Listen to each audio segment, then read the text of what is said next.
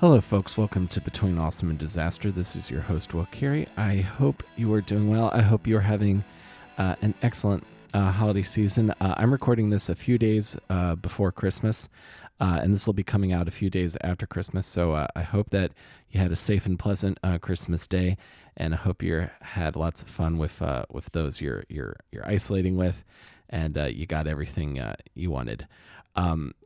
This is kind of a always an interesting time for me. Of course, for those of you who have seen my one-man show, you know that Christmas has not always been the greatest time for me, but the past few, I still hold a lot of love for this time of year, and it always just kind of makes me feel good. I do enjoy all the stuff that people find annoying. I love the music. I love treats.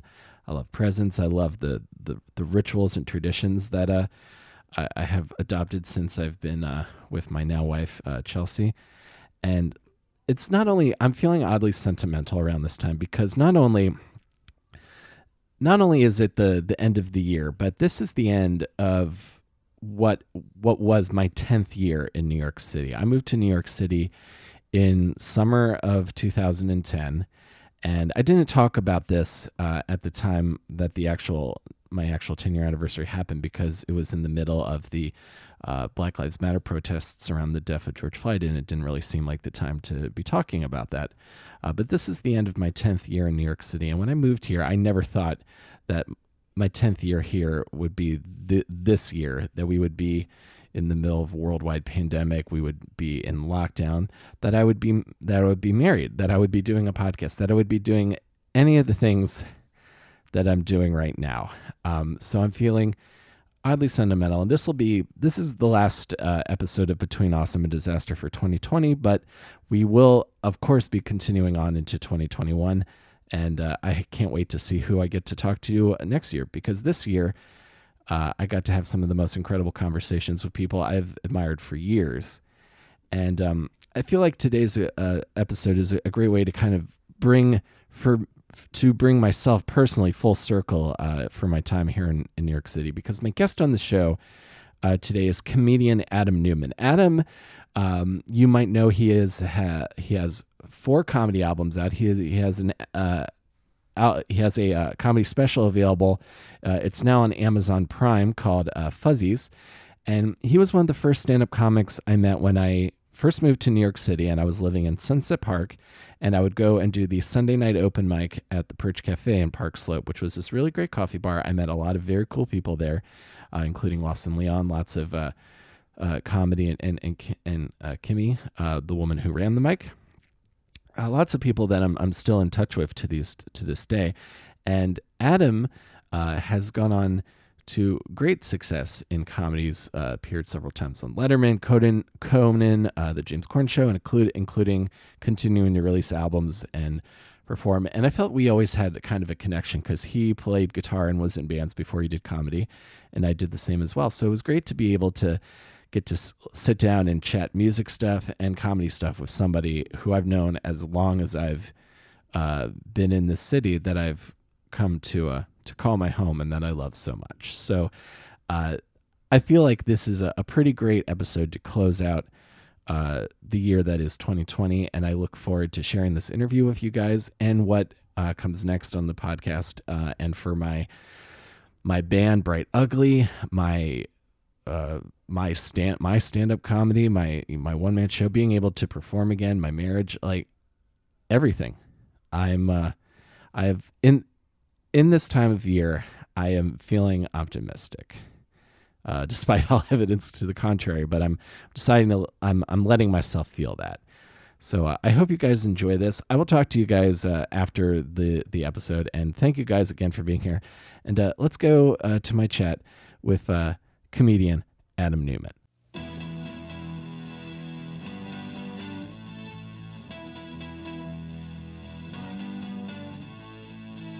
I agree completely. I'm going to hit record here real quick.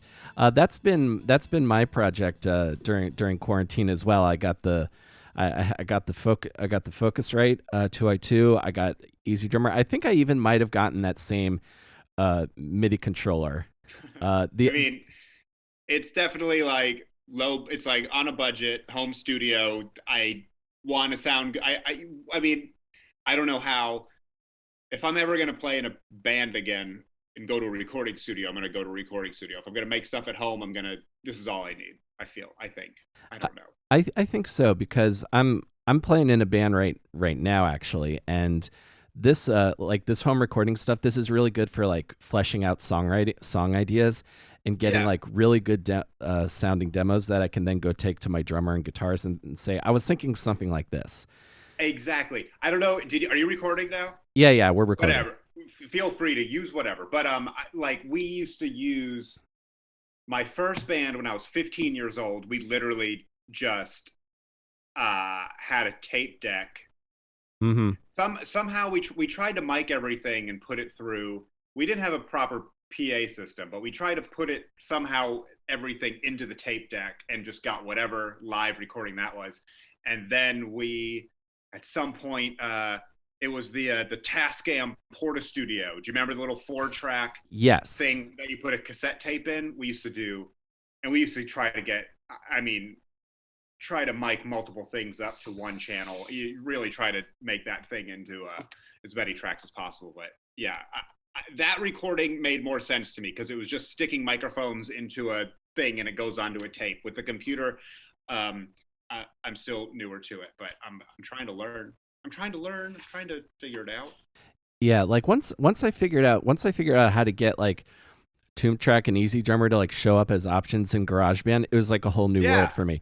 Because to yeah, me, the biggest thing was like drummers are always like the hardest band member to find. So being able to like hear put some basic drums under some riffs mm-hmm. and I'm realizing I should not be the lead singer in a band, but being able to like Oh, get like the basic melody down, it kind of feels like, oh, I'm like actually creating something back in compared to like, yeah, the old days when you would like do it on a cassette deck, or I think I had like an early version of like a Zoom 4 track recorder and that yeah, recorded yeah. to SD cards. Oh my And God.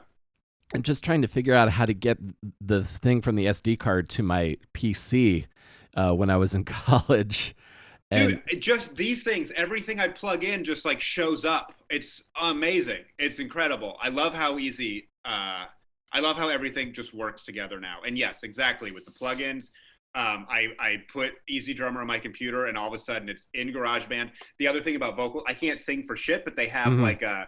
they have all the sounds like you're on a phone, sounds like you're on a megaphone, sounds like you're like distorted. I'm like, back on the Tascam thing, we literally had to like run your voice through a distortion pedal or actually borrow a megaphone from somebody. It's kind of cool. You can suck at pretty much every aspect of playing of performing, but if you know how to use the software, you can make a pretty cool sounding thing.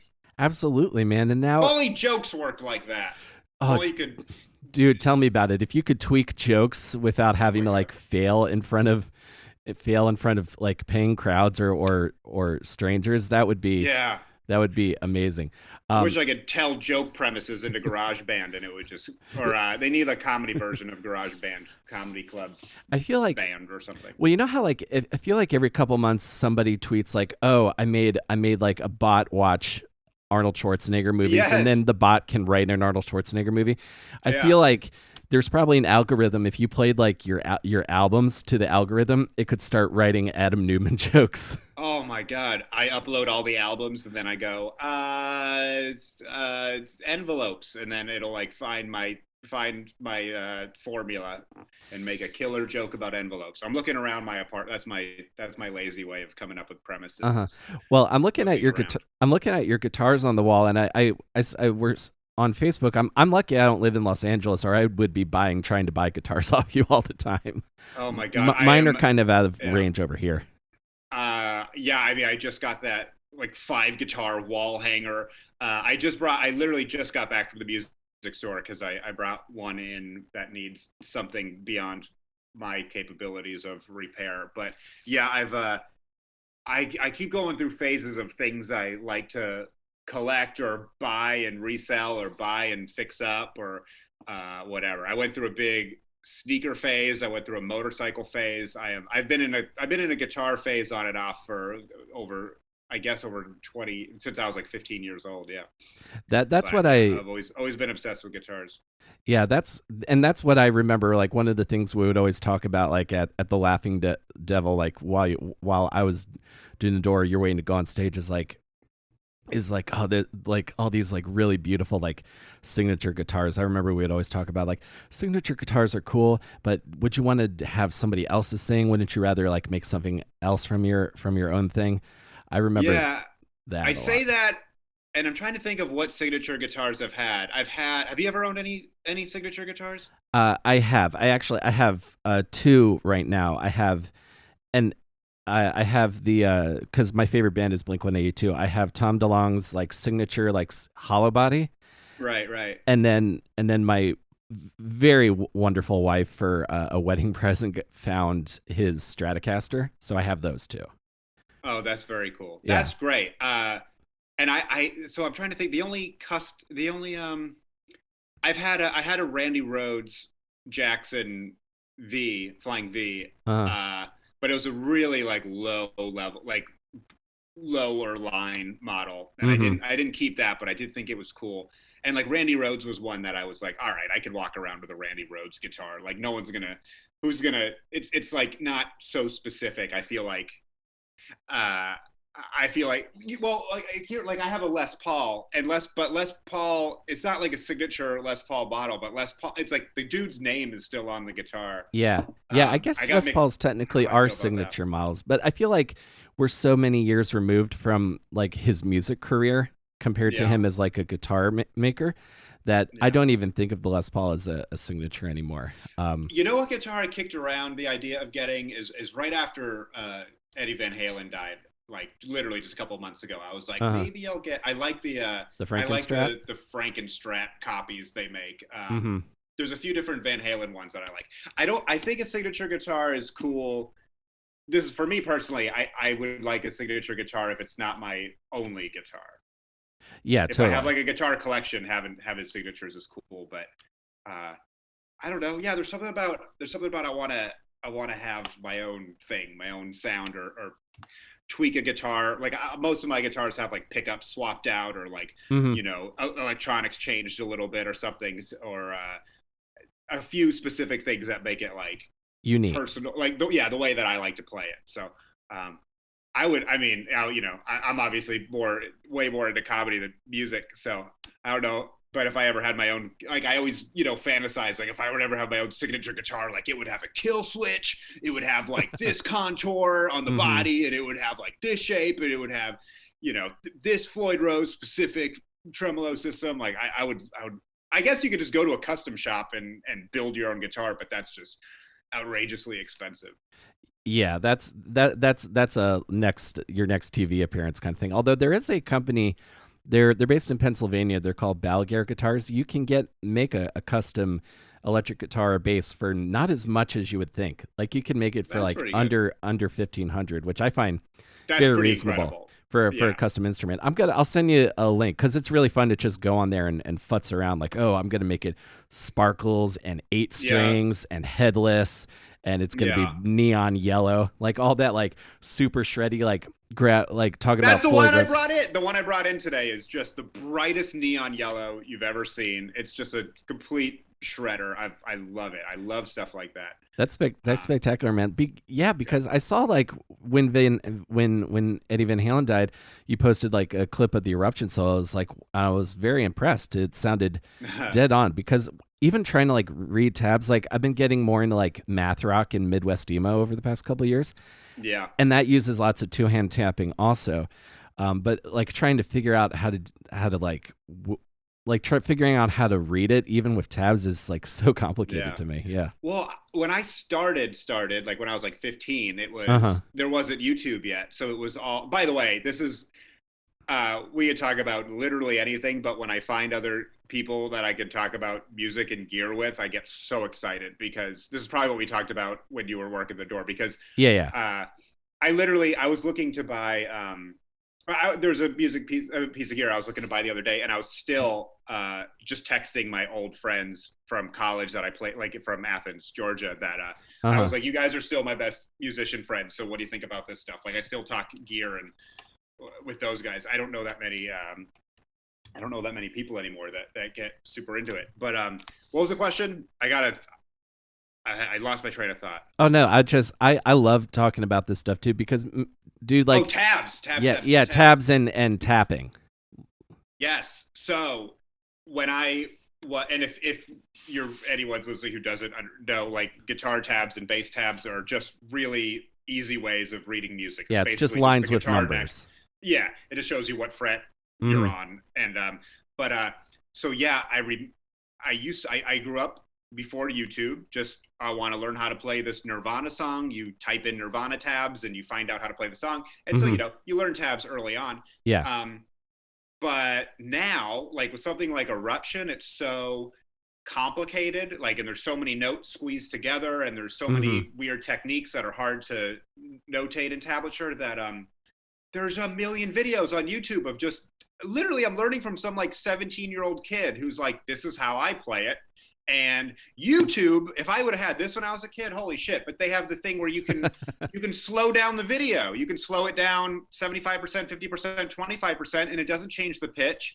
And so any guitar solo or any complicated thing I want to learn, I can watch someone play it or just listen to the track at whatever speed I want, and I can figure it out. So, it's funny because I got in I never learned how to play any Van Halen songs up until a few months ago. And I was like, you know what? I've been playing for over 20 years. I bet if I really worked hard, I could learn Eruption. I could learn some of these Van Halen things. And literally 4 or 5 days into learning it, I was like, I literally was thinking, I was like, man, we haven't heard from Van Halen forever. Like, I wonder if he's doing well. I know he had dealt with different cancer and health issues. And then literally I was like 4 or 5 days into learning Eruption. So I was like obsessed with Van Halen at that point. Yeah. And that's when that news came out. So that was really, obviously really, really sad. But ever since then I've been, I've just been cranking out Van Halen licks. It's really, really fun. That's awesome. Yeah. Cause it's so like that sound is so unique. And I have, I'll go to my grave believing, I think I saw someone else, like a music person I'm friends with, like, drawing the lines between all of that like Midwest like twinkly kind of emo stuff. I feel like Eddie Van Halen was the start of that because I can't think of anyone who was doing tapping on guitar in mainstream popular music before him. Yeah, no, I think he's credited as like the guy who, I think he's even a guy who's like, I don't think I invented it. I think he says in a video, I think I saw that he saw Jimmy Page doing this thing, and he's like, well, I'm gonna add it. He's like, he's like, this is how I came up with it. But he goes like, I'm aware that people were doing this before me. But yeah, as far as mainstream popular rock, metal, whatever, he showed it. I think he introduced it to most people. I think so. I feel the same way about like alternate tunings. Like I know like Led Zeppelin like would use DADGAD. But when I think about like our age group, because I think we're kind of close in age, I default to Johnny Resnick from the Goo Goo Dolls because he was like the first. Oh, interesting. He was the first person I remember like. I remember like reading tabs for Iris, and it's like, okay, it's in B D D D D D D, or name is in like DACE. See, I never listened to the Goo Goo Dolls, but when I was like 15, 16, Soundgarden was the band that had all these alternate tunings. Yeah. They would tune really weird, and they would tune down really heavy.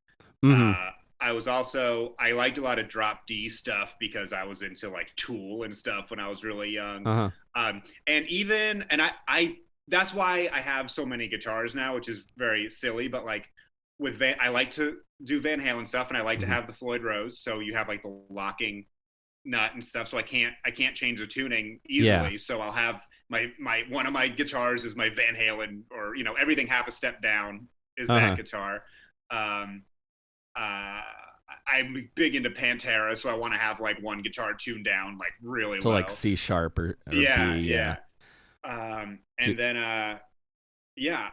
what's the other? Oh, and I was just learning a song yesterday. I was learning really old song, Cheap Sunglasses, ZZ Top, and that song's tuned with just the high E tuned down to a D, which I had never done before. But I was like, oh, that's kind of cool.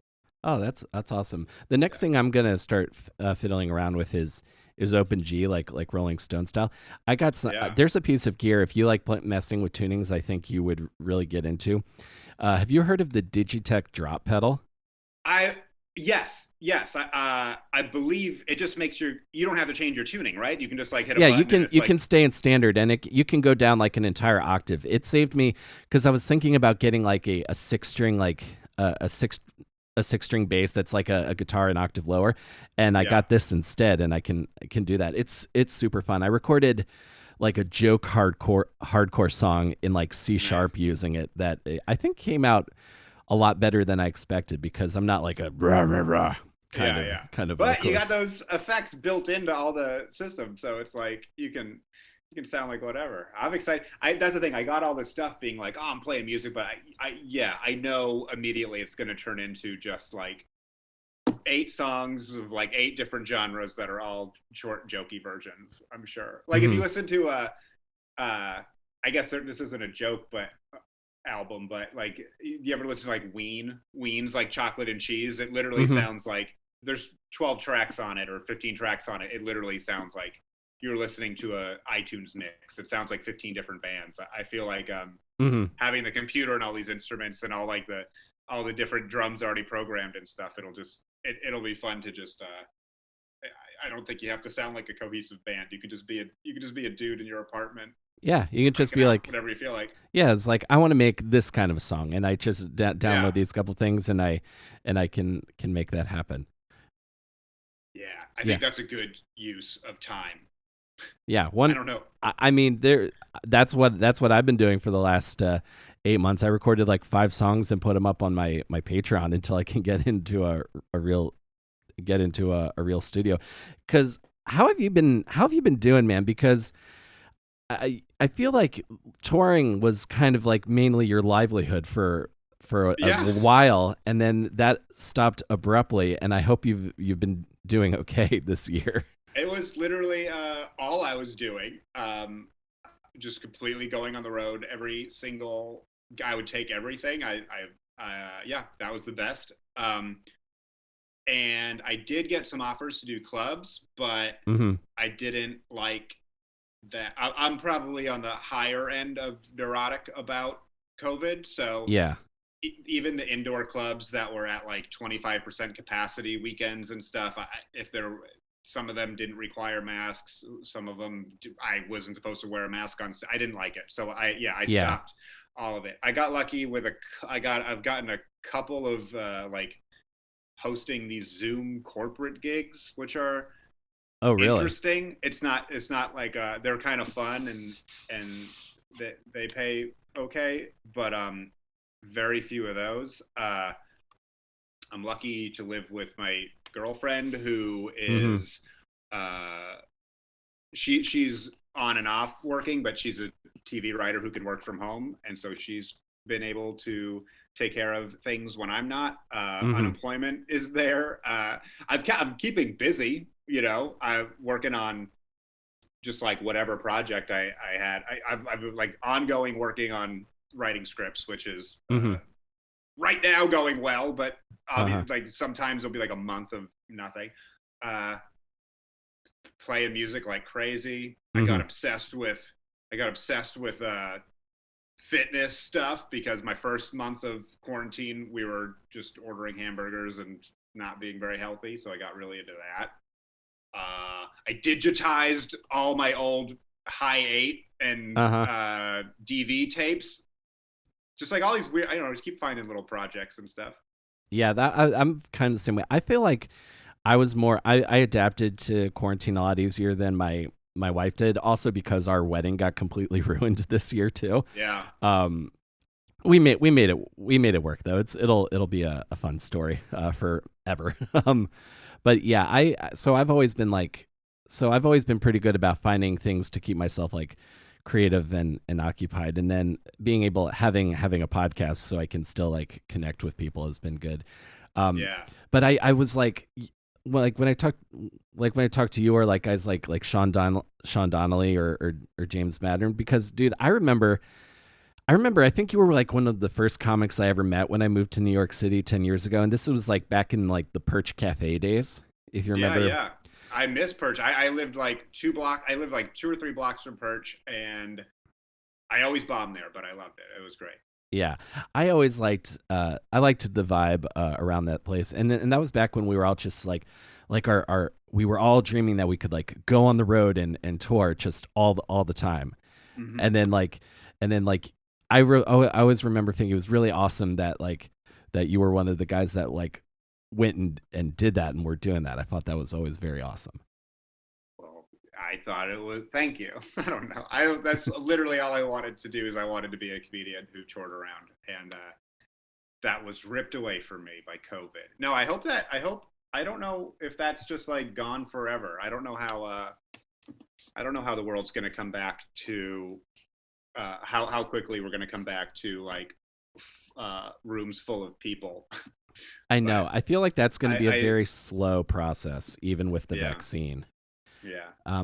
I think part of, and I'm talking to certain people. I feel like there are certain clubs that are adapting to like outdoor spaces and being able to do that. I feel like that'll continue to be a Yeah, thing for a I while. I'm not opposed to outdoor shows at all. I'm actually really jealous that New York seemed to have figured out ways to do lots of outdoor shows, and LA has not. And when the world is normal, we have tons of outdoor shows. But during COVID, we have not been able to do outdoor shows. I literally have not done stand up since March. My last stand up, my last time doing stand up, this is gonna date me forever. Uh Was a Quibi taping. Um, huh.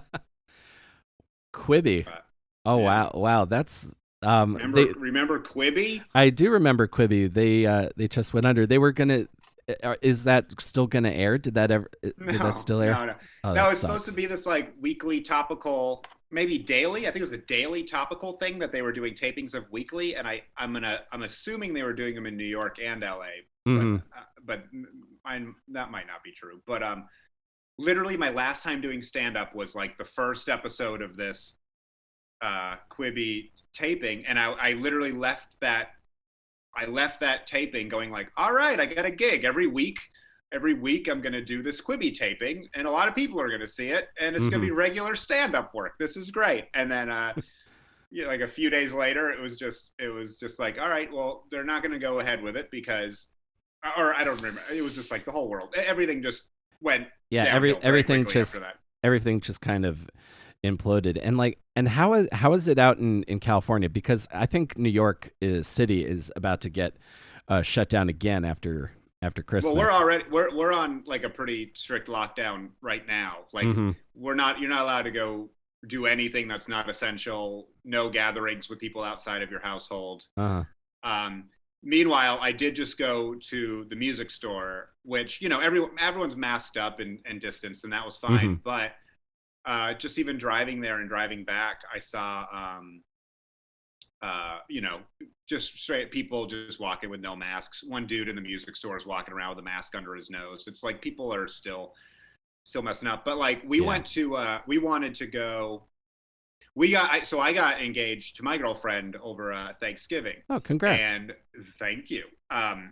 And we like needed to go get like the ring sized after I gave it to her because Uh-huh. it was an heirloom ring from my great grandmother, and her fingers are fatter than my girlfriend's. And so we had to go. We wanted to get the uh, ring size down, but literally like the day before we were going to go do it, they were like every non-essential thing is closed. Like literally at the jewelry stores, it's all Yeah. closed. We can't do it. Yeah, so not that I'm not complaining. I'm like that is not a priority right now. Sure. She's also like not going anywhere, so it's not like she needs to be wearing it. It would be nice, but it'd Yeah. be nice. It'd be nice if she would wear the engagement ring I gave her. Uh, but it's whatever. Things like that though. Like everything's kind of shut down. A lot of retail places are shut down. Yeah. All the outdoor, indoor dining, all that stuff shut down. Yeah. Indoor dining just shut down again here, and now. I saw that. I saw indoor dining shut down in New York, and I didn't realize you guys had indoor dining up until what, Monday. Yeah, That's for crazy. at 25% capacity. I only did it like I think maybe three times, and it was for like places that I would think we're doing it really right. But Yeah. um, I wouldn't take that risk for like for just any place. I'll say it on air. It was like hot pot, like shabu shabu. So that's not something you can Oh eat. yeah. That's not something you could do outside. And dude, I just like not only like just watching things like trickle down, like starting at the beginning of the pandemic. So obviously, I was like, okay, we can't have a wedding with 100 something people. Oh, and then the venue closed, and then the the creek closed, which we were going to do something at. Just Yeah. one by one, everything has been going down. I wanted to ask you because I was kind of like, feeling nostalgic going through like old creek show photos. Sure. I know that, and that's part of why I love that place is Rebecca kind of let us do whatever crazy idea we had. If I think I know where you're going as far as letting us do whatever we want, sure. Yeah, so I don't remember the night that the horse was at the creek, but I figure it was Yes. for your first album maybe. What was the horse? My first album was called Not for Horses. And Mhm. so I did the album release show at the Creek, and I literally just thought it would be funny since the album was called Not for Horses if I had a horse outside that like wasn't allowed in. That was the whole idea. And so Uh-huh. I searched around to see if there's a place to rent a horse, and I found one, Kensington Stables at in Prospect Park in Brooklyn. You can rent a horse there for like it was like $100 deposit plus like $100 for like 2 hours. It was like $200 total for like to have a horse for 2 hours with two handlers to like, and people could ride the horse up and down the street and stuff. And I was like, that is incredible. And That's awesome. I think I actually recorded the phone call with Rebecca and posted it at the time because I thought it was funny. But yeah, Rebecca was like, yeah, you can. That's fine. You can rent a horse. She even was like, the only reason I wanted to have the horse like in the back on the back patio or something, but there were stairs and that's very Yeah. difficult for horses. But yeah, she was totally cool with I don't even think I thought to do it anywhere else. I was like I think I was just like I'll call Rebecca and if she lets me have a horse there, we'll do it there. And she was like, yeah. I don't even think she had to think about it. I think I just called her and she just told me sure on the spot. That's great. Very supportive person. She's a very supportive of creative idea and endeavors with the New York comedians. She 100% is. She was producing these parking lot shows over the summer that I went to a couple of in Long Island City that were super super fun. That's cool. So I'm kind of tracing your path here because I've always felt like we had a lot in common, like with like the guitar thing, and then we kind of ran in the same circles for a while. Well, were you doing like my thing was I played in metal bands and stuff before comedy. Were you playing in bands before you were a comedian? Yes, I was playing in punk and pop punk bands before I was a comedian. Yeah, My current band is more like stoner like heavy like blues metal. But sure. that was what I Well, was that I'm was a what I big was gonna do before I found comedy. My last band broke up. I had a major falling out with the bassist, and I was like, I need something that I don't need to rely on other people to do. And then that yeah. became stand up comedy. But so I know you're from New Hampshire, but it sounds like your kind of path into like being a performer starts in Georgia for you. I grew up in New Hampshire and I moved when I was let's say 15 and a half. And I'll say that because I think I got a little early 15th birthday present. So when I was 14 or 15, I got my first guitar Mm-hmm. and started playing guitar and then found some friends in New Hampshire when I was like 15 and we played in a little band that we wrote some of our own songs. We played some Nirvana and Foo Fighters and Mm-hmm. Silverchair, Soul whatever. Asylum, the grunge of the day. Yeah, yeah. And and so and technically I think we played two or three shows there. So my first time ever performing for anybody was when I was 15. I was playing bass in that band because they needed a bass player and Mm-hmm. I could play the easy bass lines. Then I moved down to Georgia when I was 15 and and just met people who just anyone who played instruments. I would kind of try to be friends with, and Mm-hmm. started playing in some bands in high school, and then went to Athens, Georgia for college, which is like just indie rock central, and Yeah. really started playing in bands there that during spring breaks and summers and stuff, we would actually be able to go on tour, and we did albums and Mm-hmm. that whole thing. And then decided I want to be a comedian. Uh-huh. And there was a sketch comedy group starting to put themselves together in Athens, which I joined. We did a couple shows. I did a couple sketches. Mostly they would let me do stand up in between. And I literally did that for like a month and then moved to New York to be a stand up Uh-huh. comedian.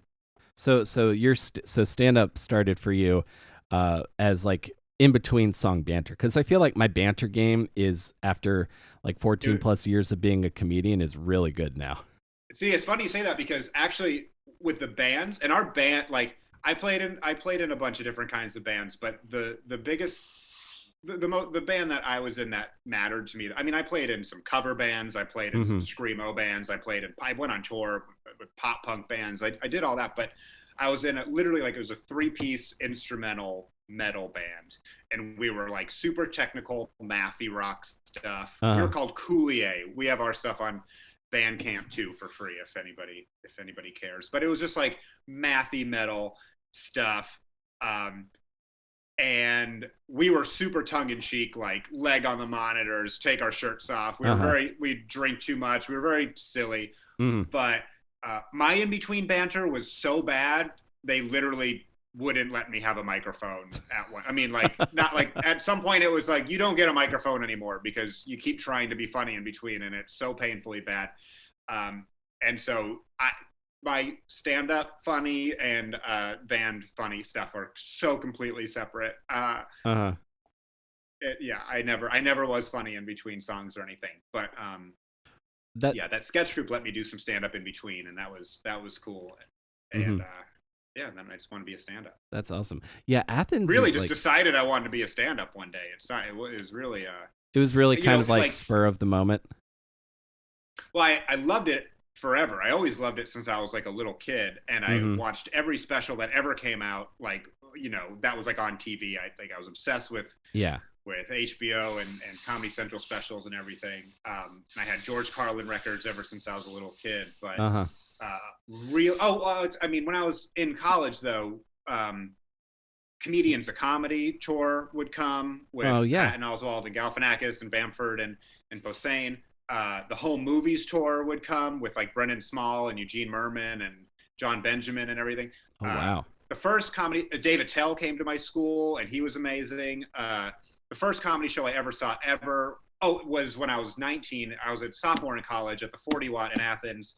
Mitch Hedberg came. That was the first comedy show I ever saw, and it was at the place that my band used to play. So all of a sudden it was like, oh, it's a familiar. It's the world is closer to me than I thought it was. Like you can perform comedy at music venues. All this because I never been to a comedy club. There Yeah. weren't any comedy clubs in Athens. So all of a sudden I saw a comedian at a music venue and it was like, oh, that's something I can do also. And so then all of a sudden it became an idea that it was accessible to me. Yeah. Like seeing something seeing it in like your environment Yeah, makes sense. Yeah, for sure. because like and I'm sure you could probably attest this. I feel like the stand-up fans that would go like see somebody at the 40 Watt are not the same kind of comedy fan that would go see you at like the Funny Bone Absolutely not. or a comedy And club. I think I wrote maybe a few years into comedy. I think I wrote it on MySpace. That was like my first ever. I think I posted it. I think I wrote something about like this my first like just a little story about how audio device has been removed. Oh, Can you still hear me? yeah, I could still hear you. Oh, I think it happened in GarageBand. Don't worry. Okay, sorry. No worries. What were we talking about? Hedberg. We're talking about Mitch Hedberg, comedy fans who would go and like see you at a fans that would go, comedy people that go to rock clubs are not the same people that go to comedy Yeah. clubs. Oh, so I could say. So I think I posted something on MySpace at some point early on, just like a little short, like, this was my first ever comedy show. I saw Mitch Hedberg. It changed my whatever. And Mm-hmm. some guy from Athens who I knew, an acquaintance goes, "Hey man, he used to like professionally record, like professional quality record shows around Athens. Uh-huh. He'd like bring a whole setup if the artist let him do it. And he's like, I have a professional recording of that show." And he sent it to me. And so I literally have the first comedy show I ever went to, this Mitch Hedberg show with the 40 watt. And the crowd is crazy in that show. You can hear, like, it's more like a concert. You can Uh-huh. literally, like, people are like screaming at punchlines. They're yelling jokes out they want to hear. They're like yelling the punchline along with Mitch Hedberg. I've still to this day never been to a show that had an audience like that. And it's the most awesome, like, rambunctious crowd I've ever had. Like, Uh-huh. he's in control of them the whole time and like working with them, and it's unbelievable. But yeah, like that club, that crowd doesn't exist at a comedy club. I've actually never heard a crowd like that ever before. It was a really weird, unique show. That was my first ever comedy show, but it felt like a concert, and Uh-huh. it was incredible. And yeah, it was great. Oh, that sounds amazing. That's an amazing first show. I think the first time I ever saw stand up live was my freshman year in college. Um, and I don't remember the other guy. He was somebody from Last Comic Standing, but the one comic I remember is KT Tatara. I think he might have been the first stand up I saw on stage. And then Mitch Hedberg just blew my mind. When I realized that like short, absurd thoughts could be jokes, I was like, I want to do that. Yeah, That was such a yeah. mind blower to me because to me, stand up before that was like storytelling and like long form stuff. My intro to stand up, that I felt that I not intro, like, I loved Carlin. I hate to say, well, whatever. I loved Cosby before I knew any better. But Right, like all right. these longer form people, and then I got older and I started loving David Cross, and I'm like, oh, these are long stories or whatever. And I was like, I could never do that. And then yeah, I heard Hedberg. I didn't hear Stephen Wright till later. I heard Galifianakis, Dimitri Martin, all these like the new guys coming up. That they were all Yeah, short. yeah. And that my first year of stand up, I was just one liners is all I not I guess not all I did, but I was really trying to be a weird one-liner guy. Hey, sorry, I got a knock on the door, and I think it's a delivery from a bunch of records I ordered. I'm just going to grab that, Oh and yeah, this might no. be. Maybe we'll open them on the air, or Oh, maybe it won't be that. Give me one sec. all You'll right, see me the whole time. all right. Sounds good. No problem, man. Just stuff for my girlfriend. Yeah. That's sometimes that happens. I've got a bunch of stuff. Well, my entire apartment right now, because it's the holidays, looks like a UPS sorting facility. But I Yeah, relate totally to what I relate to what you're saying. Like when I started like buying stand up albums, I think, and I heard like I got Mitch all together, and I'll still think about like escalators and like homemade Sprite, like all the time. yeah. Or one of the other jokes I remember, and I'll tell him this because he said he would do the show. I just got to reach back out to him. But do you remember Jim David in New York? No, I'm sorry, Um, Jim. If you're listening, if we've met, I'm sorry. so his Comedy Central Presents was like one of the first ones I saw when I was in high school, and he had this bit about he was with his partner I think for 15 years at the time, and his dad would ask him, "Well, what do you do?" And the punchline is, "Well, Dad, you know all that stuff you want Mom to do, but she won't. We do that." I still think about that joke like Nice. once a week. That's a good. That's a good joke. Okay, so you're in Athens, and when did you get to New York? Uh, August 2nd, 2006. 2006. Okay. And I did my first stand-up show July 1st, 2006 in Atlanta. So it was literally a month and a day later. Oh wow. I So did because once I realized, oh, you can do music venues. Um there was a so my band, I knew I was going to move. hmm I already knew I was going to move to do stand up before I did it the first time. I hmm just was like, oh, well, I'm going to move to New York to do it because that's where you do it. But yeah. I might as well just do it a few times here first. And so uh, my band was going to play a last show in Athens and a last show in Atlanta just as a farewell show. So we hmm did our last show in Athens at the 40 watt. and Nice. we were two guitars and drums. We did no bass player, and so we thought it'd be funny to do our last show with no guitars and 10 bass players. And so we did the show at the 40 watt for like 600. It was like sold out 40 watt. And we just got like all our friends and we taught them like a bass version of like this long, like doom metal, like super sludgy 30-minute bass thing. Mm-hmm. And we did that. And then we were like, let's just end on that. We don't need to do another last show. And so we booked this little dive bar in Atlanta that holds maybe like, 50 people. And I was like, well, I'll just go do stand-up by myself. And I'd never done stand-up before. And so I wrote a bunch of jokes and stories and one-liners, and I made a couple stupid videos. Like I made a video. I took the Passion of the Christ, the part where they put him up on the cross, and I literally just added circus music and fart noises and stuff. I had no idea what I was doing.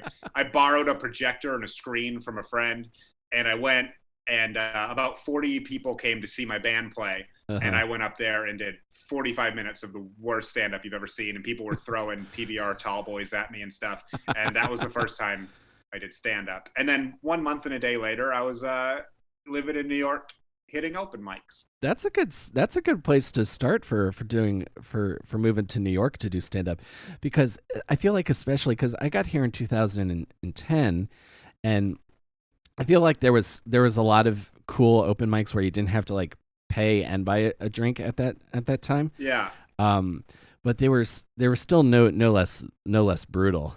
like I love the video. Yeah. I love the video you post about like your first set in New York where the mic falls out of the stand. That was if you want to get technical, I believe that was my first mic in Manhattan. I think the first mic I did was at Alligator Lounge in Brooklyn. I think that was the first mic I did in New York, but I even think it might have been the same day I went over to the city and it was Comedy Village. Yep. Which I don't know what that ever turned into, but Comedy Village, and yeah, it was I remember being so intimidated and whatever, and I went up on stage, pulled up the mic stand, and it just bounced down, and it was embarrassing, but made it a little video. I used to tape everything. It's good to tape everything because you get these clips of you when you start literally dropping the microphone and stuff. It's crazy. Yeah, it's a good place. It's a good way to stay humble for when you're like thinking about like, oh, this crowd's gonna be so drunk. It's like the like Friday night second show, but then you're like, well, at least I'm not 39th on a 40 comic open mic at 2 in the morning. It's funny you said about the mics that they were like brutal either way, because that's always my favorite question is when people go like, which are the good mics? And you're like, what? Like none of them. Like, are you asking which ones you don't pay for, or which ones like what do you want out of it? And we'll go from there, because you really break it down into, do you have to pay for it? Or do you sign up right when you get there, or does it come out of a bucket, or how long do I get, or like what do you want to know? Like those are the things that to me are determine if it's good or not, because as far as are you going to go and is it going to be an easy audience, that does not exist. Yeah, that doesn't really exist. The mic exists for getting, for me it was about being on stage holding a microphone a lot, so being able for that to not be an alien or nervous experience anymore. I'll say I would fucking kill to bomb at a brutal open mic right now. I miss it. I miss getting on stage too. Yeah, like I hadn't been doing as many shows regularly. I've been like really focusing on the podcast like the last couple of years, but I cannot wait to, or the diner near my house does shows, like outdoor shows. Like I would love to do that outdoor diner show. Like I used to think about, wouldn't it be great to do like a breakout series of Caroline's And now but now I would just love to play the diner 5 minutes from my apartment. Oh, I would love to surprise a restaurant full of people not in the mood for a comedy show that we're doing a comedy show. I would love that right now. Oh yeah, like when they don't know it's happening, they're kind of upset about it. Yeah. Like I just would. It's interrupt. like, yeah. You might, even if you had to take their food away before you did it, like just add a whole bunch of rules to make it even worse. Yeah, and then get really indignant when they aren't like super quiet, like What? that You whole guys thing. don't get jokes? I would love it. Love And to ruin some nice people's evenings with comedy.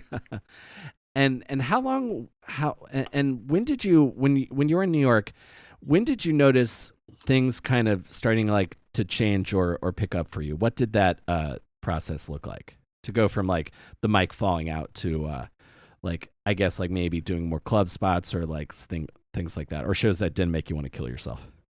Um, I think I was doing a lot of open mics, and then the open mics turned into a couple, a friend here and there would like I remember like Mike Drucker, who I would meet at the Village Lantern open mic, Uh-huh. all of a sudden had a show at Rafifi, and I don't know how he got a show at Rafifi, but he thought I was funny and gave me a spot at Rafifi, and then Hmm.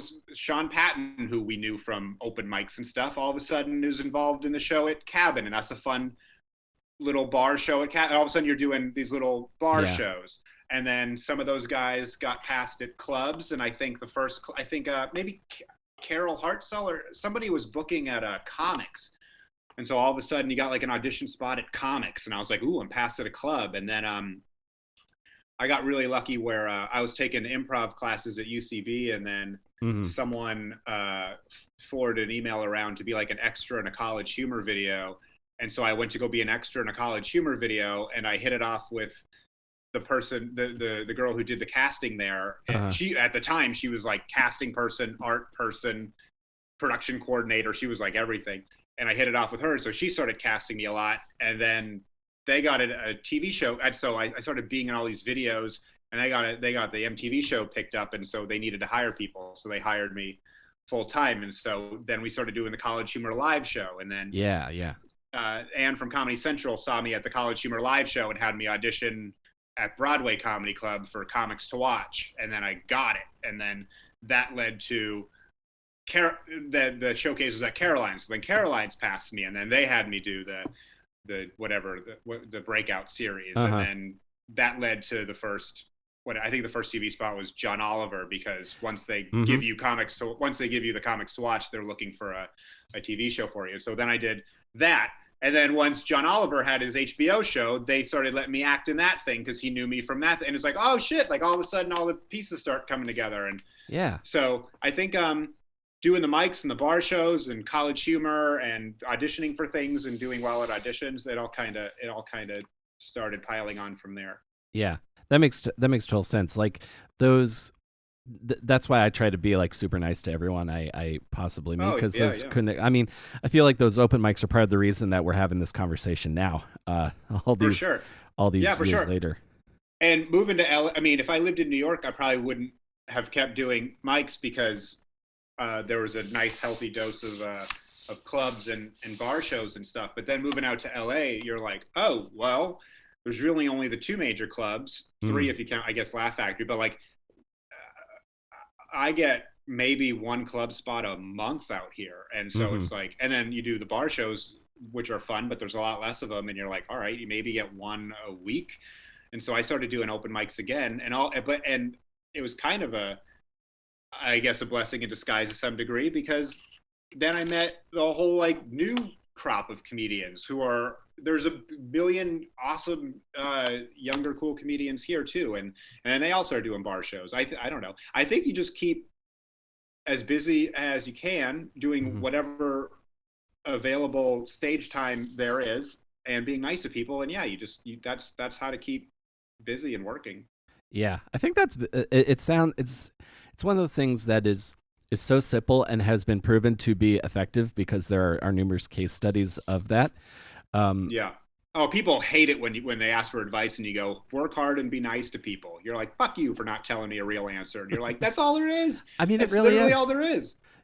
Yeah, basically, because as you work harder, you'll get funnier, and then other people will notice that, and then again, yeah, I feel like there are certain people that I think, and maybe like my parents' generation that want comedy to be like you submit a resume and a tape and then boom you're passed somewhere, which is Yeah. that this it's not really that kind of No, business. if only it was that easy. Although maybe it would work against you if it was that easy, because writing a resume and making a tape is not something some of the best comedians might be able to pull off. I don't know.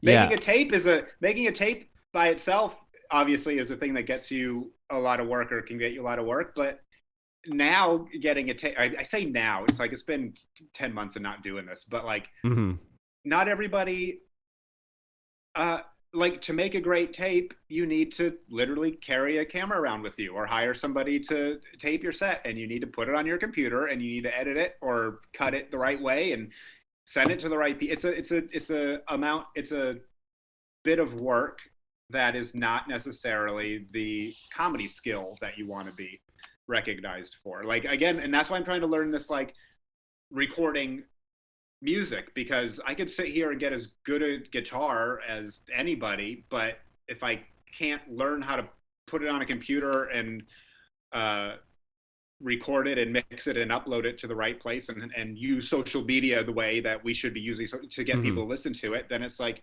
you know, then you'll still sit around being the funniest person or the best musician, but nobody's going to hear it. So, totally. yeah, a lot of these other skills are part of it also. Yeah, and that stuff is all very helpful as well.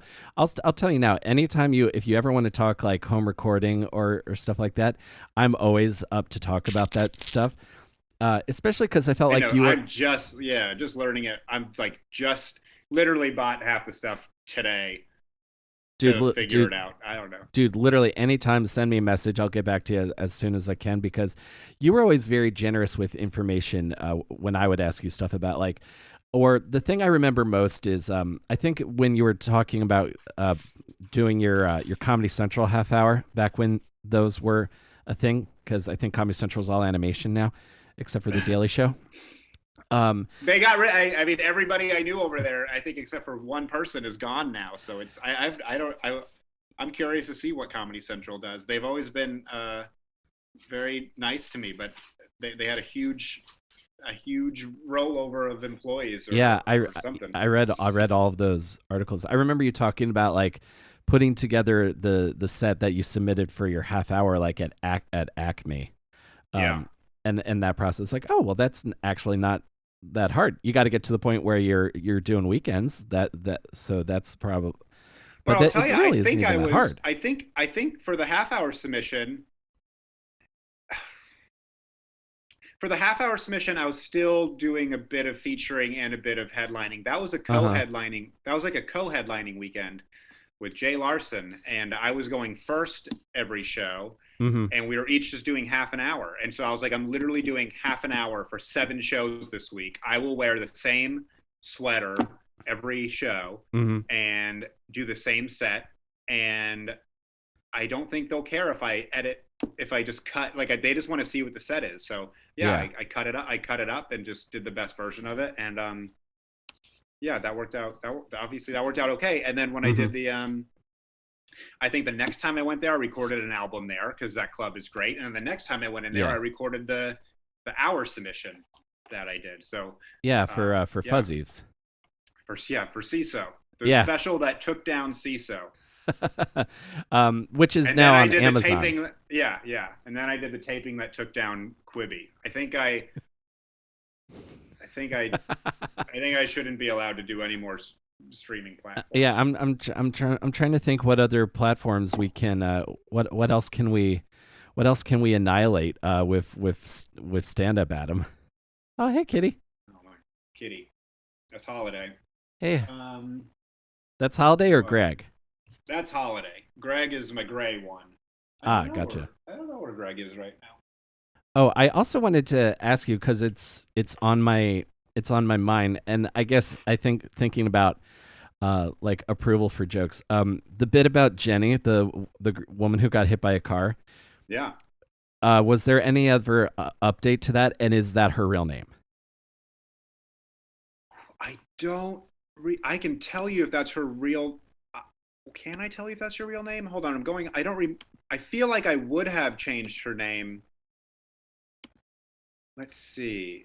Let me type in sailing as a search word. Yeah. In my. Because I took a screenshot of it one time too. Because and while you're looking for that, wait, what was it? Wait, one of the questions was, is that her real name? I do not remember if that's her real name, and I'm looking it up right now. But what was the other question? Were there any other updates to that bit? No, I never heard from her ever again. Uh-huh. Where is you're able to edit, right? Yeah, I can edit. And while you're looking, the reason I asked that question is because when I saw Hannibal Buress tape Animal Furnace at the Gramercy Theater like many years ago, the Tia Johnson joke where he's like, I gotta stop saying her real name. I could still say I gotta stop saying her real name joke and say a fake name, but I keep saying her real name. And I guess I'm not savvy enough, but I was never quite able to figure out if that's her real name or not. I have to imagine it isn't. But then Doug Stanhope will put a woman's real name on an album, and she'll find it years later and get kind of upset about it. I used a girl's real name once in a joke, and she got very mad. But I think she got over it. That's fun. Yeah, I mean, I think I can't find the search in Facebook is very difficult for me to figure out right this second. It's totally cool. Feel free to message me later, but I just really thought that was a great bit. I think I changed it. I don't remember where Jenny came from, but I think I changed her name. But that story is, some stories I change a little bit. That story is 100% true. Mm-hmm. But yeah, I usually change people's names. Trying to think of an example, of people's names I use in joke. Oh no, when I talk, I think I do a story on the hour special about Travis and Justin, the doorknob bit, the farting game bit. Those are their real names. Travis and Justin. Yeah. If I use ex-girlfriends, I'll usually say someone I dated or something to not even if I try not to make it seem like if it's someone who like is a recent ex-girlfriend, I'll be like, I dated somebody once or so. I'll try to really make it so even people who know me can't figure out exactly who it is. Gotcha.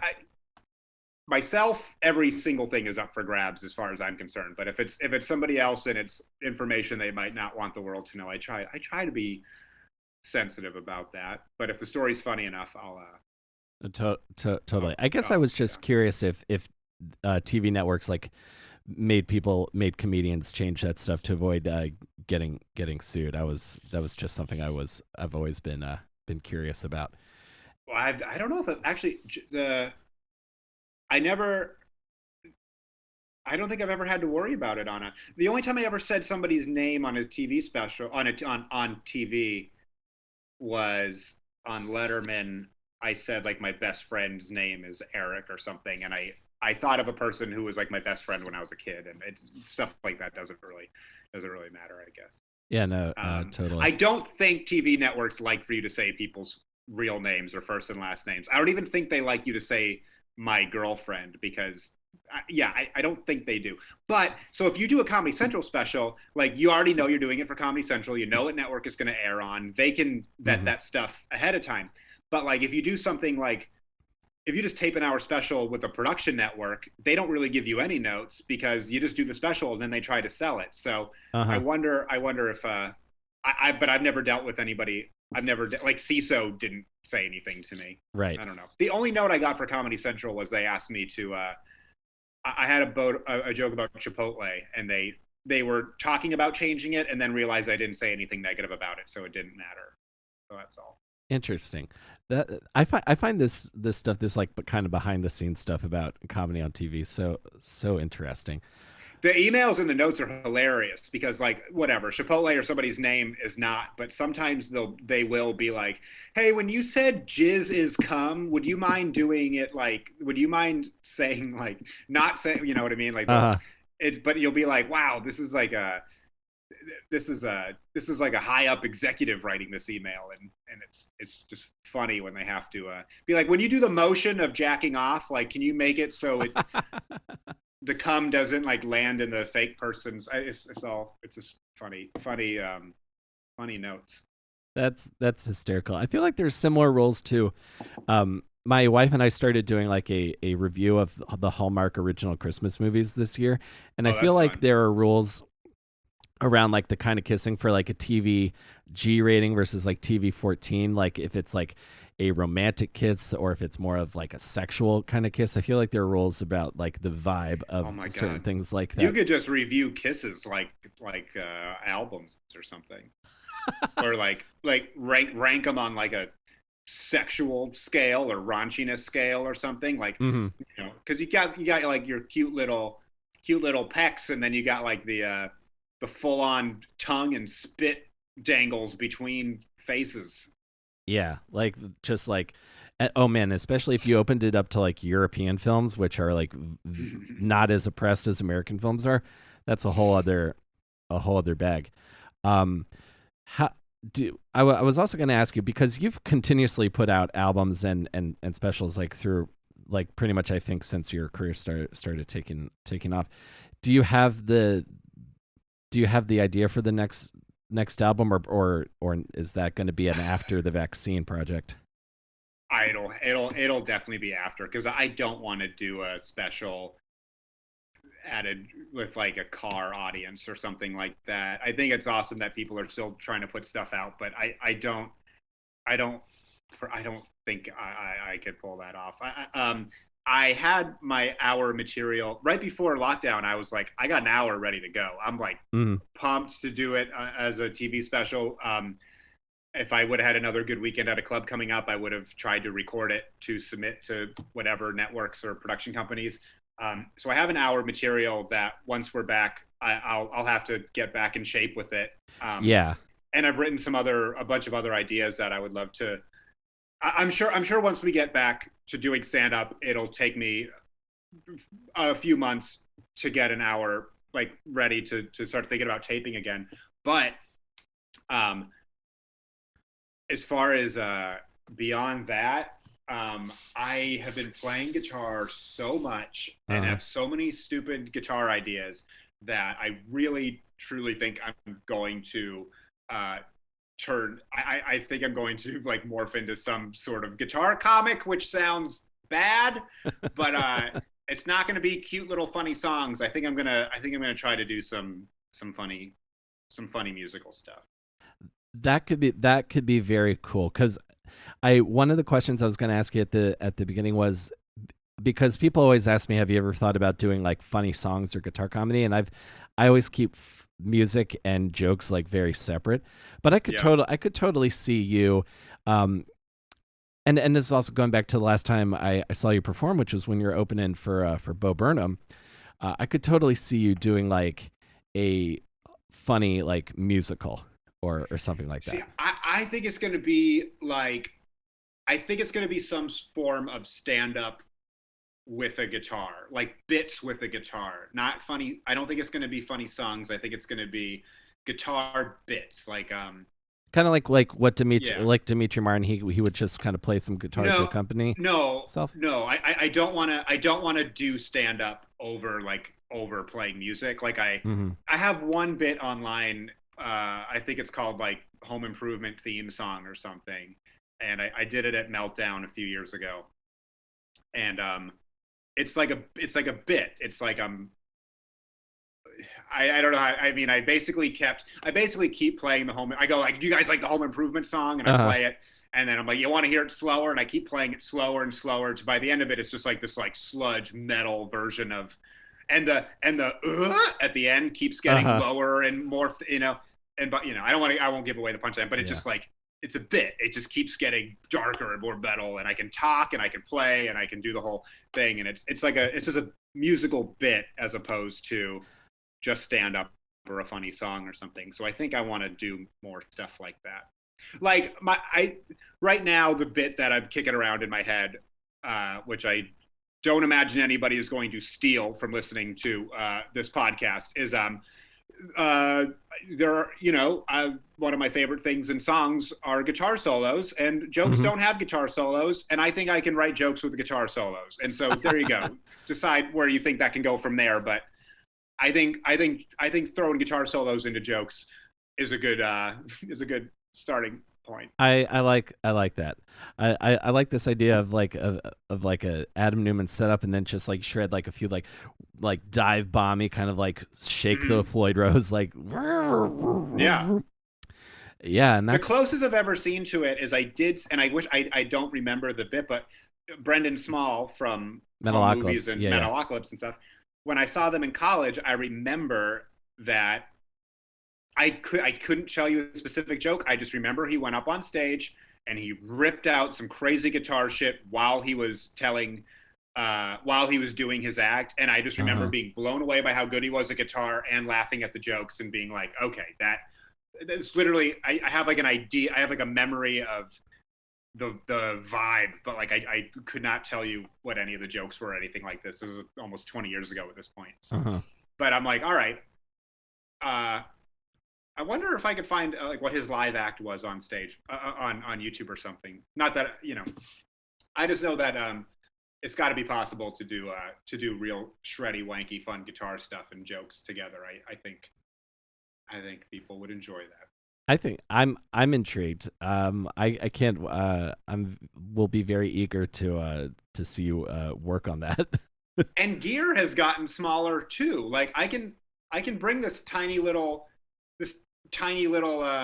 guitar amp with me and stick a microphone in front of it, and it has a I can record drum tracks and stuff and put them on my phone and stick it into it. Like I could, it's not hard to travel with. So not at all. I probably will try them at little cafe, bar, open mics, whatever around LA when things open back up. That's awesome. There's a thing. There's a thing I'm thinking of getting for myself that Orange makes called the Tear Stamp. It's basically a pedal. It's basically a guitar amp that's the size of a pedal, and it has an out and it has a cabinet simulator out, so you don't even need an amp. You could plug this into a PA and play a show. And so many venues have direct boxes on stage where you could just do that. Yeah, because I've been talking to lots of like my favorite bands this year in lockdown because nobody's touring, and everyone, like especially like the punk bands, like after you like drag your like 4x12 and like your JCM 900 across like a muddy Warped Tour like fairground to your stage, the idea that you need a massive amp on stage quickly goes away. It is the piece of gear that I can't say I regret selling it, but because I have no use for it anymore. But I had a 79 high watt custom 50 head, and it was a tank. Oh, whoa. And it was so heavy and so loud, and I loved it so much. And I literally, I think I sold it for 4 times what I bought it for because it's just this amazing vintage piece of gear. But I do miss that. I would never be able to tour with that as a comedian, though. Like putting a half stack on stage or touring with a half stack, I guess you could in your car, but a comedy club can't handle that anyway. You'd blow people away. Yeah. Otherwise, you could have like an empty amp on stage. Like I think there are big bands that do that now. They'll have like the wall of amps, but they're not plugged into anything, and it's all being run by like a laptop. My favorite thing I saw was when Rush were still touring. Rest in peace, Neil Peart. But Geddy Lee didn't use amps. He would just plug straight into the PA. And that's hilarious. And they would have he'd have like a wall of dishwashers behind him, like that's washing, funny. Like drying clothes. I think he would have like rotisserie ovens with chickens in them. Nice. Like, dude, those guys were hilarious. They're like genuine nerds with a quirky sense of humor. Yeah. And I love Rush. Yeah. So good. Yeah. And completely dorky. And the kind of like, it's the kind of humor that I feel like a lot of people would like miss, but like if you're in the know like you and I, you're like, I get what you're going for. Like just the fact they Yeah. have a song named after Toronto's like airport code, you know, Oh, that's yeah. or Yeah. wrote a song about the trees, like real like Dungeons and Dragons kind of stuff. Yeah. That's great. And they're like childhood friends too. So it's like they're they have all these little jokes between them, and I'm sure a million things they put down they think are funny. I feel like Queen's like that too. A lot of these bands that are a lot of the bands that are just like known each other forever. That's why I'm actually surprised Radiohead is not a little more tongue in cheek. Yeah, you. Radiohead, I like Radiohead and I like most of their albums. I was more into them when I was like 14 or 15, but Mm-hmm. for guys who are like childhood friends, I think they would be a little sillier. Right, because you have all that history, Yeah. in that Like we level of were familiarity. my band in college, we were like we went to high school together. Mm-hmm. The guys I ended up being in a band with in college, we knew each other in high school, and then in college we formed the band. But we were high school college buddies, so like every single we were like serious. We were not a joke band. We were playing metal songs, but as soon as we got into the recording studio, we were like, oh shit, like Brian's got a fart, record it, and we're gonna stick it into the song right here. And like you gotta listen carefully, but there's a fart on the album because we thought it was really funny. I love stuff like that. My band in high school, Radiohead's not putting any farts on their album. That's what I'm saying. I would love for you know how they put out like a 30-hour like demo on Bandcamp that was like pay as you want. I'm sure there's a 30-hour like Tom York like fart drum circle that just it's sitting in some English recording studio somewhere, Yeah. and it's just the fans are just dying to hear it. Yeah. One other thing, David Lee Roth would have put a fart on a record. yeah, that's a party band thing kind of do. I could see like Yeah. like your Van Halens or like Poison, like hair band kind of move. Yeah.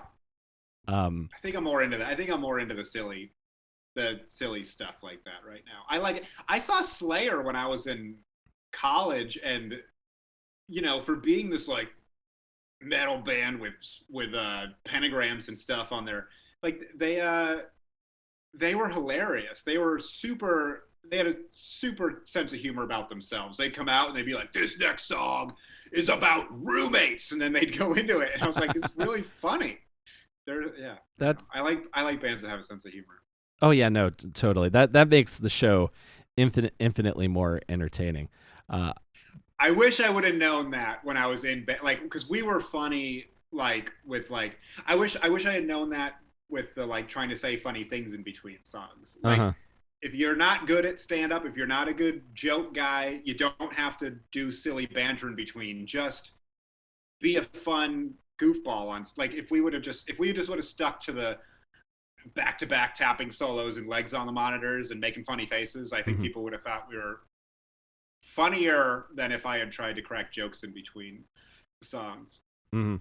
I'm still waiting. There needs to be a humorous like Norwegian black metal band because that's a genre, as I'm sure. Because Yeah. I love that joke of yours about mayhem.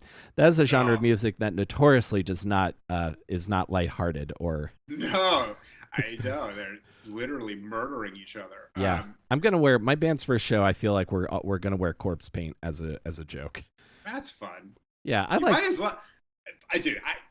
I think of the stuff I wore on stage. Like I borrowed like a girlfriend at the time's like houndstooth blazer. Like I was like where I wore a corset that a like female roommate I had at one point. Uh-huh. Like as soon as you get on stage, you're like, oh, we have a show tonight. Let's put on whatever the fuck. And as opposed to comedy, I'm like, oh, I got a show. I got to put on my good hoodie and jeans. Right. Or Eddie Izzard had it right. I think we should be dressing sillier too. I agree. Or I love how Stanhope puts up like wears like the plaid leisure suit. Right. It's absolutely. It's kind of like a fun thing. Or even like if you want to go back to like Sam Kinison, like he had like the look with the trench coat and like the hat. Yeah. Him and like Hicks were going for this like outlaw kind of look or something. Yeah, they were like comedians that were trying to have like the aura of rock stars, I think, back in the day. I do love I do. I mean, and I've been like a Tool fan my whole life. I love Tool, and I love how like Maynard. This last tour, like Maynard is dressed like an old school like punk rock mohawk studs and stuff. But my favorite part is their drummer, Danny Carey, is always wearing a full basketball uniform, like shorts and jersey. He'll like wear like a Larry Bird uniform, but it'll be customized to have his last name on the back. Or if he's playing in LA, he'll wear a full like Kobe Bryant jersey or something like that. I think it's so for such like a just like kind of a moody, dark band. And he's just wearing like a bright yellow Kobe Bryant jersey. I think it's so funny. Yeah, it just shows like it just when he's wearing that, he's not taking himself too seriously. Exactly. While Maynard's over there, like, oh, I don't stand at the front of the stage. No, nobody look at me. Or I remember seeing Tool when I was living in Baltimore, and I think this was when Paris Hilton went to jail. So there was like, everyone, if we could just have a moment of silence for Paris Hilton, and then they would go into prison sex, like that is very very subtle, quirky kind of. Well, they're fun. They played like a jokey punk rock band on Mr. Show back in the day. I know Tool. I know they're big comedy fans. Yeah, I feel like there's like when I think of like Open Mike Eagle, he's another guy who's like a musician but has a lot of connections in like the comedy world and such. Wait, Maynard still you're talking about? Oh, I was referring to Open Mike Eagle. Like I love musicians that have like a lot of crossover between the two worlds. I did a show once. It was the Tinkle Twins show. It was Arden Marine and Dana Gould's show at Nerd Melt. Oh yeah. And I did that Home Improvement guitar bit, and then afterwards, this guy was hanging out in the green room. He goes, "Hey, my buddy's a guitar player. Do you mind if he comes back here? He wanted to talk to you or something." And I was like, "Sure." And in walks Omar Rodriguez Lopez. Omar, is that his full name? The guy, he's the guitar player for Mars Volta and At the Drive-In. Yeah. And I love both of those bands. And I was like, oh wow. He was like, "Hey man, it was really like the thing or like the bit or whatever." And I was like, I was like, dude, I've seen Mars Volta. I'm a huge At the Drive-In fan. And he was like, "Oh, we're doing these reunion shows in I forget the venue in LA." He's like, "Here's my number. Shoot me a text and I'll put you on the list or whatever." And he said the same thing to Kyle Kinane. And so I was like, "There's no way he's gonna remember me." And I did. I texted him like 2 months later, and he put me and Kyle Kinane on this list of we had these like VIP like above the stage like At the Drive-In reunion tour. It was incredible. It was so cool. I was like, one of my favorite guitar players just had to watch me do this dumb Home Improvement bit, and then it led to me going to one of the coolest shows I've ever been to. It was awesome. That is so cool. That is so cool. One of my other sketch things of yours that I remember, and this is probably the most jealous I've ever been of another comic, is that you were in a CollegeHumor sketch with Mark Hoppus. I remember that. I remember that bassist got to stop looking bored on stage sketch. That was a great bit. I literally, when you said before that you got the Tom DeLonge guitar, I've got the Mark Hoppus signature bass also. Really? What's his signature bass? Was it like a Fender P bass or something? Jazz bass? I'll get it. What is it? Yeah, I'll Fender. It's Fender. I'll show it to you after we stop recording. It's all right. It's a jazz bass body with reversed P bass pickups. Oh, cool. Oh, I was literally just guessing from what I remember seeing in music videos. Cool. Yeah. No, that was a cool. CollegeHumor. We did a video, bass players convention, and they just threw me a line or whatever, which was cool. But yeah, it was like there's something at CollegeHumor where it was like, Mark Hoppus is interested in doing a video with us, and it was like, what are we gonna do? And I think they talked to him about some silly bass player convention idea, and I don't know, I thought it was a pretty good video. We had him for like a few hours, and he was super nice to everybody, and yeah, that was a fun day. He seems like a really nice dude. If I ever get him on the podcast, I'm gonna cry afterwards, because he's like he and Tom are like the reason that I do any of this. He might, if you can get in touch with him, he might be up for it. He's like, I mean, he did that CollegeHumor video, he did obviously, and I know he's done some stuff around LA at like Whitmer Thomas would have like that Oh yeah. fuck, what's the name of his show? But he had a really fun show at the Satellite Theater Hmm. that I guess the Satellite shut down, which sucks. But he had a fun show there. I have no idea how he got in touch with them, but he was just up. You know, it was just a little tiny venue, fun little comedy show, and he was up for doing stuff at that. He seems like a guy that if an idea seems cool or funny to him, he's up for it. Yeah, I'm gonna keep trying to hit him up on different social media platforms because he's like a dream guest. Well, That's very cool. right You get now to is do the it time Scripps. people have the most free time for sure. Yeah. Well, speaking of people with free time, like Mark was recently on.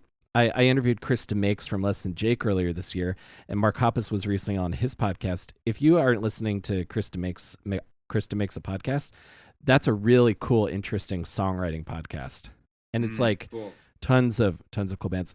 One more thing I'll ask you, and then I'll let you go. It's been great getting to chat with you again, man. It's been a long Oh time. yeah, this is awesome. Sure. So No, yeah. I've really been enjoying this. You're saying you're doing you're working on like writing scripts now. Are you like writing like scripts like that you're planning to sell? Or are you trying to get funding for an idea? What's Oh yeah, no, I'm absolutely. I've done the thing before where I'll write a treatment and uh-huh. try to go get paid to write the script. At this point, though, no excuses. I got all the here. I'll show you. This is my this is my script. Boom, all mapped Nice. out right there. No screenshots and sharing that, but Oh, of no, course, of course not. I'm full on. I'm full on. That's the whole story right there mapped out, and I'm just getting it all down and tweaking and punching up and showing to friends. And my girlfriend is a very talented and accomplished TV writer, so she taught me how to do all this stuff. Like Hmm. before, I had written whatever. She's yeah.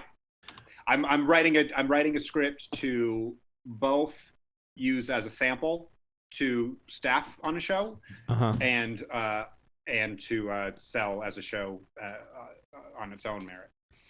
Awesome. One last thing I'll ask you. What was a piece of advice that or I guess she's your fiance now also.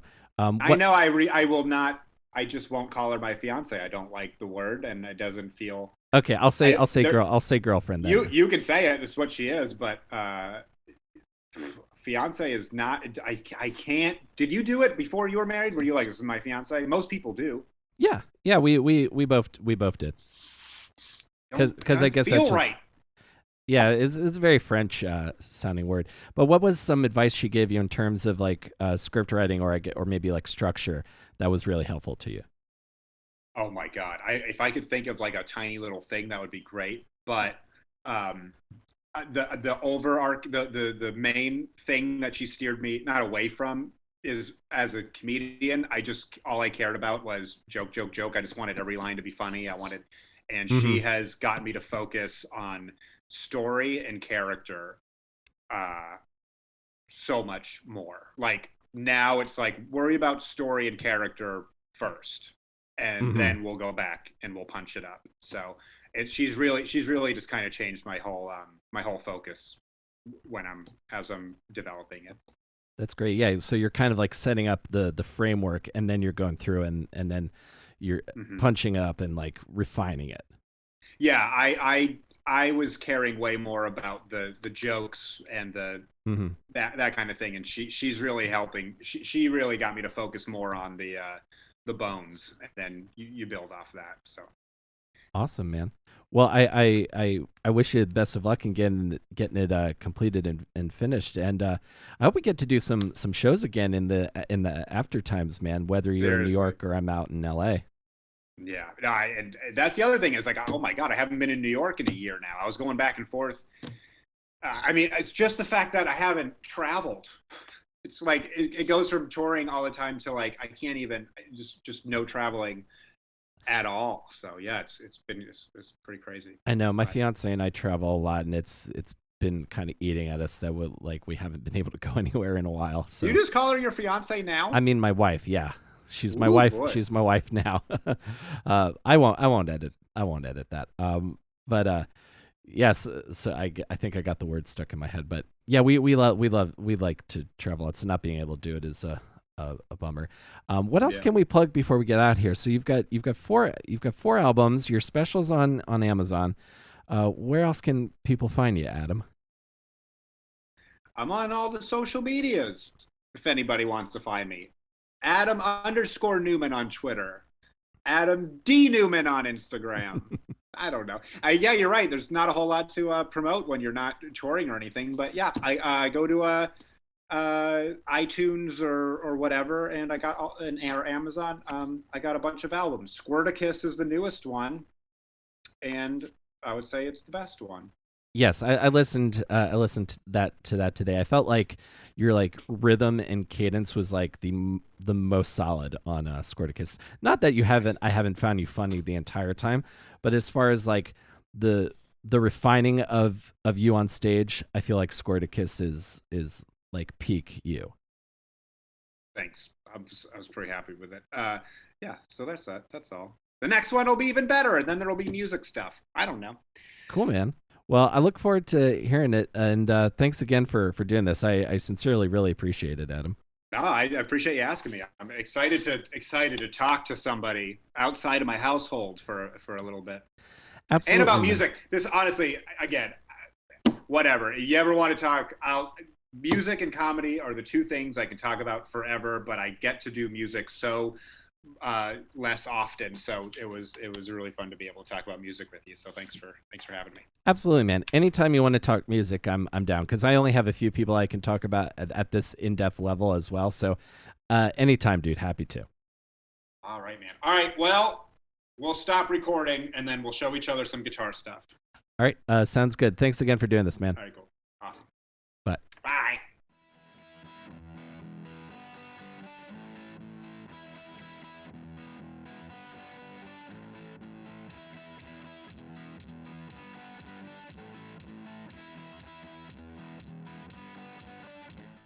All right, everybody. That is comedian Adam Newman. Looking forward to seeing his take on music. I'm not musical comedy, but music involved comedy. I think that could be really interesting. And for a guy who I've watched perform for the better part of a decade, I'll be curious to see what that is. As I said earlier, Adam Newman's 1 hour special, Fuzzies, is available on Amazon Prime. He also has several other comedy albums that are available wherever you get your stand up albums or listen to your music. And you can find his appearances on Conan and various late night shows on YouTube and as well. So thank you, Adam, for your time and for your candor. It was great getting to talk with you, man. And thank you, everybody who's been here and listening to the show this year. This has been one of the things that's kind of helped keep me going through the year that is 2020. And, now that I'm at the end of what was my 10th year in New York City, I feel pretty good about where I'm at right now compared to when I first moved here. And I'm anxious to see what comes next as the future of Brightons globally and especially in America. I look forward to seeing what adventures lie ahead. So thank you all for being here. If you enjoyed this and feel like you know a friend who might want to listen to this podcast, we are available everywhere you get your podcasts. We're on Apple, Stitcher, Spotify, Amazon Music, and also Pandora as well. You can get a free month of Stitcher Premium if you sign up with the promo code AWESOME at stitcher.com/premium. And I also want to give a shout out to my supporter on Patreon at the awesome producer level, Mary Beth Mooney. Thank you so much for your support. I sincerely appreciate it. If you guys are curious, you can go to patreon.com/awesomedisaster and check out the stuff that I'm doing exclusively on that platform. And I will have a lot more coming to you in 2021. For now, I hope you had a fantastic Christmas, had a fantastic Hanukkah, and I hope you guys are going to have a safe indoors, socially distanced new year, and then we'll see what 2021 brings us all. And this will be coming up. The beginning of 2021 will be 5 years of doing this podcast. So thanks for everybody for being here, and I will see you next time between awesome and disaster in the new year. Stay safe, wear a mask, and happy holidays.